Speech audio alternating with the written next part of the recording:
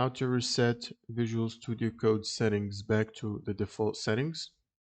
So first you will need to click on the settings gear icon here and then click on settings, and from here you can search for a specific settings or setting that you want to reset.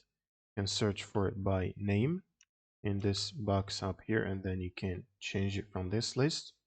Now if you want to reset the entire user settings or the configured settings, and basically close this and hold down Control Shift and then press P, and in here you want to type preferences open user settings JSON, click on it, and then you want to remove everything inside this JSON file like that, and then you can save and exit out of here, and that should reset the user settings. Now to reset the workspace settings, which is this one here, you want to go to the folder that is called .vscode, expand it, and you should find a file called settings.json right here, and then delete it. Right click on it and delete the file, and this should reset the workspace settings, which is per project.